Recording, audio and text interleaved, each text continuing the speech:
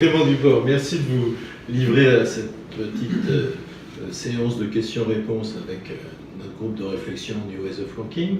Vous travaillez beaucoup sur les relations au travail, la manière d'améliorer la performance entre les personnes dans les organisations, et un peu donc sur l'évolution des organisations. Est-ce que vous pouvez nous dire comment vous en êtes arrivé là? J'ai commencé par créer un certain nombre d'entreprises quand j'étais jeune. Voilà, je ne suis pas trop vieux encore, mais quand j'avais 19 ans, j'ai créé une première structure. Et puis d'autres ont suivi ensuite. Et le dénominateur commun de ces structures, c'est qu'elles étaient constituées de personnes qui se connaissaient bien, qui étaient des amis, donc qui fonctionnaient sans process, sans organisation, sans hiérarchie, avec d'ailleurs des bonnes choses et des moins bonnes choses dans ces aspects-là de fonctionnement.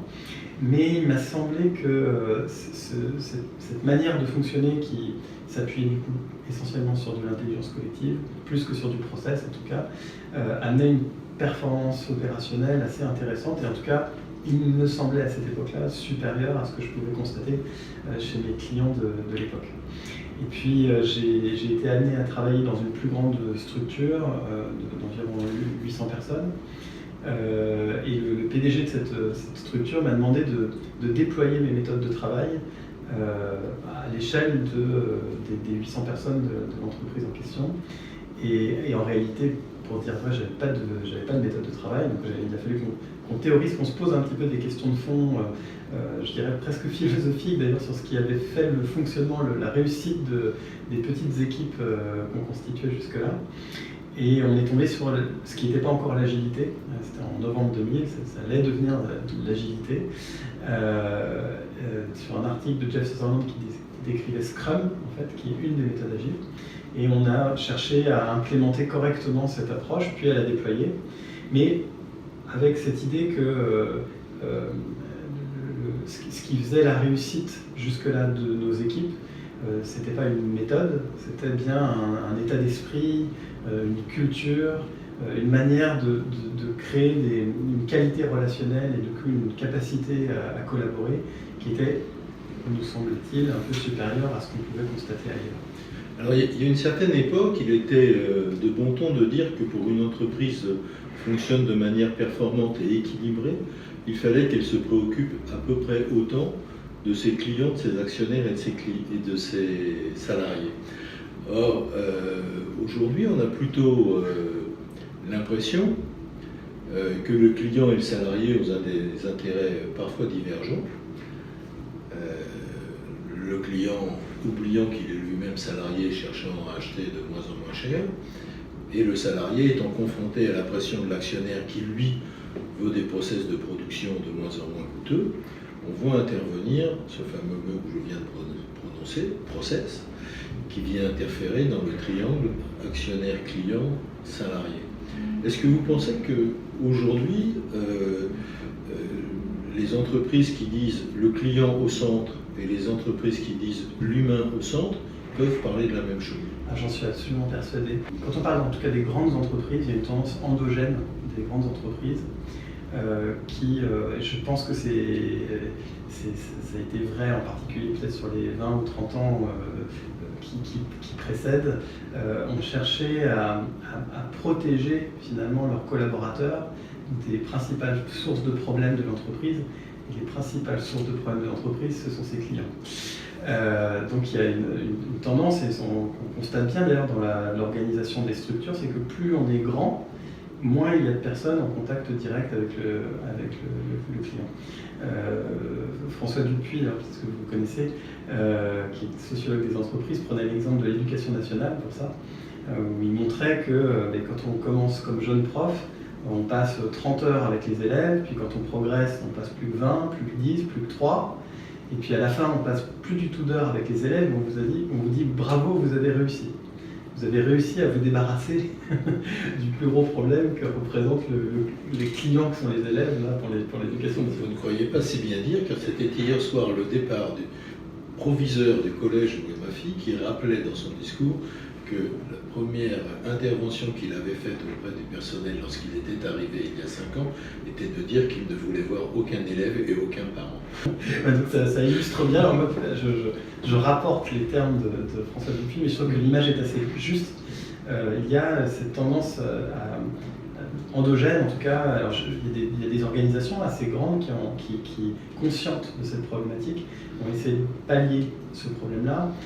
Je pense à Spotify, par exemple, vous connaissez peut-être l'organisation, en tribu, donc avec l'idée que, avec l'augmentation d'échelle de l'entreprise, malgré tout, le prorata de collaborateurs dans l'entreprise au contact du client reste constant. Ce qui est un défi assez intéressant à relever. Et pour autant, Spotify est une entreprise, je pense, dans laquelle il fait bon vivre. L'humain est un sujet, le salarié, j'entends, dans l'entreprise est un sujet. Je pense aussi au cas de Favi, on a eu l'occasion d'en discuter un petit peu avant, mais qui est une fonderie industrielle dans le nord de la France, rendue célèbre par Jean-François Zobrist et Isa Goetz, dans lequel justement toute la structure de l'entreprise s'est réorientée sur le client en créant sur le principe de mini-usine, donc avec un maximum de collaborateurs en relation directe avec les clients de l'entreprise, et pour autant avec, je pense, une qualité de vie au travail qui est extrêmement intéressante et qui a fait aussi le succès de l'entreprise sur le long terme.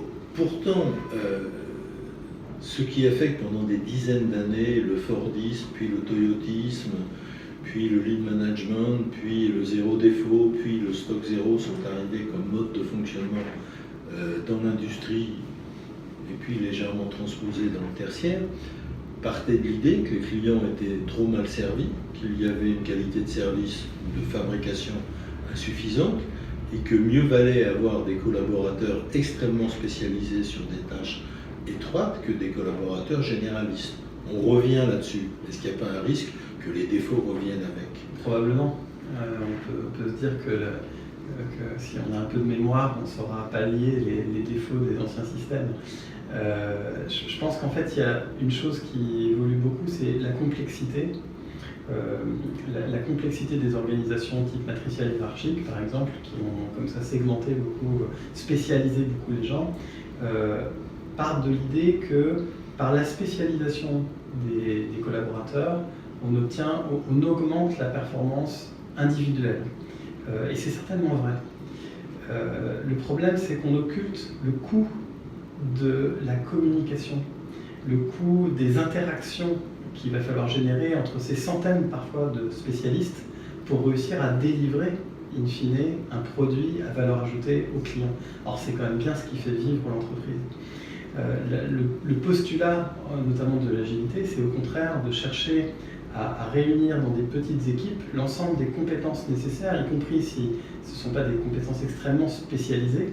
On va plutôt chercher à l'homogénéisation des compétences, en partant de l'idée que justement ce qui va faire la performance de l'entreprise et de l'équipe pour la réalisation du projet, c'est la cohésion de cette équipe, le fait que ces gens travaillent ensemble, que personne dans l'équipe ne puisse oublier qu'ils collaborent, qu'ils contribuent à la réalisation d'une tâche collective.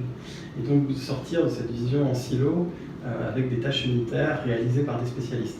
L'autre point, c'est que je pense que vous évoquiez le fait qu'on a cherché à réguler l'entreprise par le process. Alors je pense qu'on a tous l'expérience du fait que jamais un process ne fait aboutir un projet dans une entreprise. C'est toujours la bonne volonté des gens de s'engager dans le projet qui fait aboutir. Le process peut être utile, une aide, un support, mais en aucun cas c'est le process qui réalise le projet, c'est toujours les personnes qui réalisent le projet. Et je pense que pendant un temps, et je pense que les banques ont beaucoup fait ça, je pense à partir du début des années 2000, on pourrait certainement avoir des discussions intéressantes là-dessus, mais il y a eu une velléité d'extrêmement processer l'ensemble des activités, ce qui à mon avis a un effet pervers, c'est qu'en processant, en surprocessant, on préempte la responsabilité de la personne qui réalise l'activité.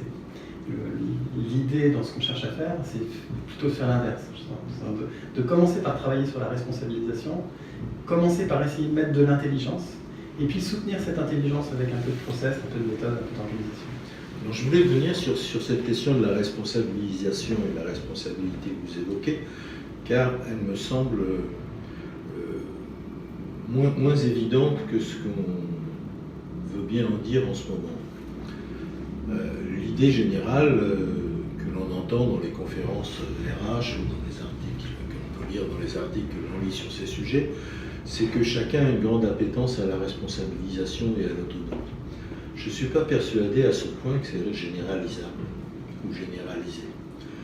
Pour avoir managé de nombreuses équipes, et peut-être je les avais mal éduquées, mais j'ai pu remarquer qu'un certain nombre de gens aspiraient à de l'autonomie et à de la responsabilité, et que d'autres disaient aspirer à des responsabilités, alors qu'en fait ils aspiraient à de la promotion et une meilleure rémunération. La responsabilité, c'est aujourd'hui, dans des modes d'organisation en mode projet, par exemple, d'avoir un manager qui est un généraliste et qui, alors que vous êtes juriste, ne connaît rien au juridique.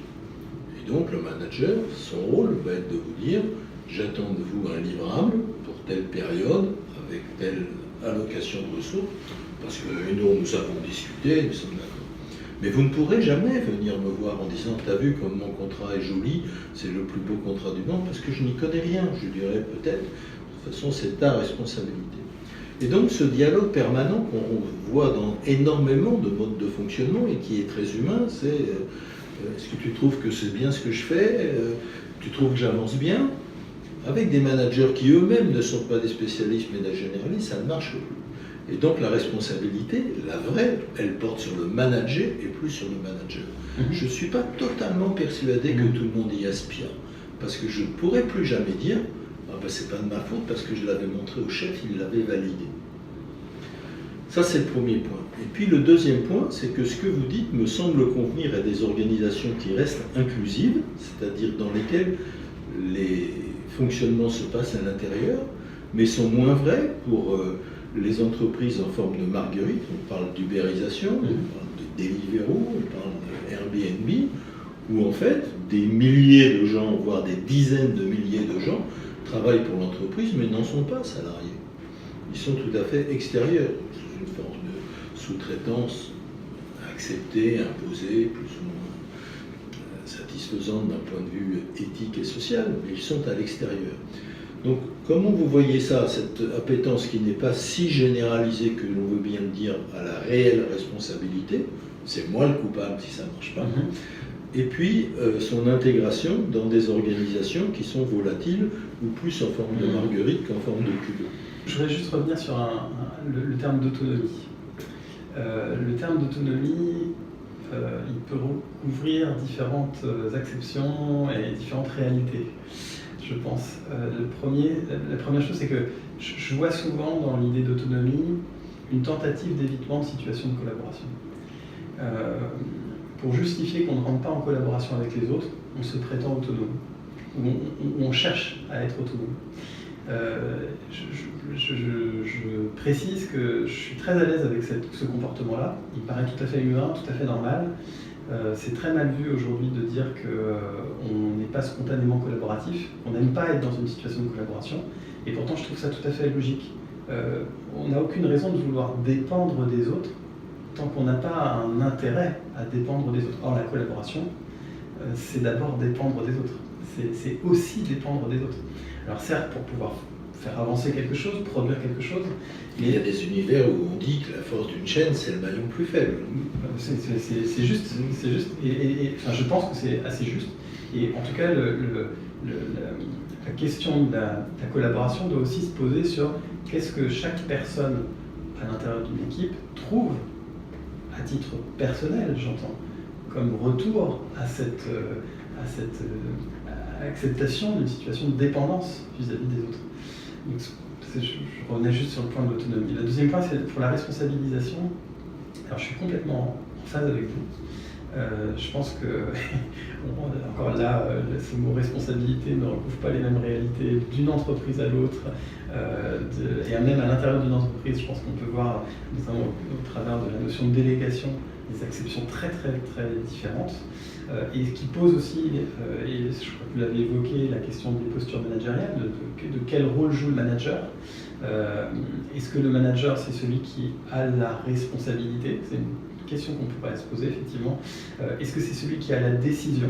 J'en suis pas tout à fait persuadé, en réalité, dans les modes, en tout cas, de management dont on fait la promotion. Et on cherche, nous, plutôt à promouvoir l'idée d'un manager qui est au service de son équipe. Alors, je vais pousser le bouchon assez loin dans cette vision-là. On peut se dire que si les collaborateurs opérationnels produisent la valeur pour les clients, soit des clients internes ou des clients externes de l'entreprise, si on s'accorde donc à dire que les collaborateurs opérationnels produisent la valeur pour les clients, là on peut se demander, mais à quoi servent quelle valeur produisent les managers? Je pense que dans cette vision des choses, si on est d'accord pour dire que les collaborateurs opérationnels produisent la valeur pour les clients, alors les managers sont au service des collaborateurs qui produisent la valeur pour les clients. Et finalement, quand on se dit qui paye qui, j'aurais tendance à dire que les opérationnels payent les managers pour leur rendre un service. Et in fine, d'ailleurs, le directeur général de l'entreprise est un service acheté par les collaborateurs de l'entreprise pour leur rendre service, pour faire en sorte que leur environnement de travail, les situations dans lesquelles ils travaillent, leur permettent d'amener un maximum de valeur au client final. Et d'ailleurs, on remarque encore récemment que souvent les collaborateurs de base sont prêts à payer très cher leur directeur général. Voilà. Mais on peut, sous cet angle-là, on pourrait parler du système de rémunération chez Animadeo. Il se trouve que mes collaborateurs votent ma rémunération. Et je suis très à l'aise avec ça. Je ne me suis jamais senti aussi légitime que depuis que mes collaborateurs votent ma rémunération. Et je me sens tout à fait à l'aise avec l'idée que, en tant que président de la société, je me dois de leur amener un service qui est à la hauteur de ce qu'ils acceptent de me payer pour participer à l'apport de valeur globale dans l'entreprise. Alors, avec les différents clients dans différents secteurs d'activité que vous avez, et même à l'étranger, est-ce que vous voyez une tendance forte qui se dessine dans les modes de fonctionnement, dont on va pouvoir penser qu'elle va être dominante dans les années qui viennent? Alors je suis toujours très prudent sur les prévisions, parce que je me rends compte que être oracle n'est pas donné à tout le monde. Mais ce que j'observe, il y a un enjeu beaucoup autour de la marque employeur, autour de la capacité à attirer, à être attractif pour les talents. Faut-il définir le terme talent, mais ce qu'on reconnaît comme étant un talent dans une entreprise donnée. Et cette compétition-là, elle est de plus en plus mondiale. Ça, je pense qu'un des écosystèmes où c'est le plus frappant, c'est San Francisco, qui attire, qui aspire une très grande quantité de talents. Je pense que la densité de talents dans cet environnement est maximale, et puis c'est pas prêt, à mon avis, ça va encore se densifier. Et là, on voit bien une compétition mondiale derrière ça, parce que c'est pas que des Américains qui vont à Silicon Valley, c'est des Français, c'est des Chinois, des Anglais. Donc il y a une compétition qui se joue sur les territoires, mais qui se joue aussi plus localement dans les entreprises. Et alors, ce en quoi je crois, et cette croyance, elle est très alimentée par une expérience très inspirante pour moi que j'ai en Thaïlande, dans un groupe sucrier thaïlandais, c'est que, alors juste en 2 mots, cette entreprise, elle a mis en place un système d'innovation participative qui est extrêmement novateur, qui fonctionne extrêmement bien. Il y a 75% aujourd'hui des collaborateurs du groupe qui participent aux communautés d'innovation dans le groupe. Ça en fait une société extrêmement attractive, aussi pour les jeunes générations qui sont traditionnellement peu attirées par les sociétés dans le domaine agricole. Et quand je pose la question à ces clients de savoir ce qu'ils ont gagné dans le dispositif d'innovation participative, ils me disent les 160 millions de dollars qu'on ont de chiffre d'affaires par an, c'est peanuts. Passer de la 10e à la 4e place, parce qu'on a fait des améliorations de performance opérationnelle par nos communautés d'innovation, c'est pas grand-chose non plus. Les 2 filiales qu'on a créées, qui vont 90 et 37 millions de dollars de chiffre d'affaires, c'est la cerise sur le gâteau. Ce qu'on a gagné surtout, c'est une capacité à attirer et à fidéliser les meilleurs talents dans un secteur très vaste, et ça en compétition avec toutes les autres entreprises de tous les secteurs en Thaïlande et en Asie plus globalement.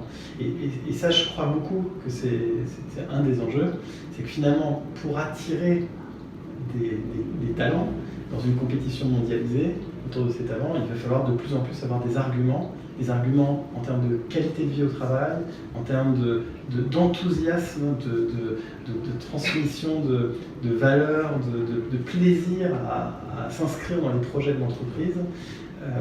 Et voilà, je pense que ça se fera moins par les anciens codes, je dirais, qui pouvaient attirer les personnes dans les entreprises au travers seulement de la question de la rémunération, de la valorisation sociale, etc. Je pense que nous pouvons conclure sur cette note optimiste. Les salariés trouveront plus de bonheur et les employeurs n'auront pas besoin d'augmenter les salaires. J'espère. Tout le monde sera content. Merci Clément.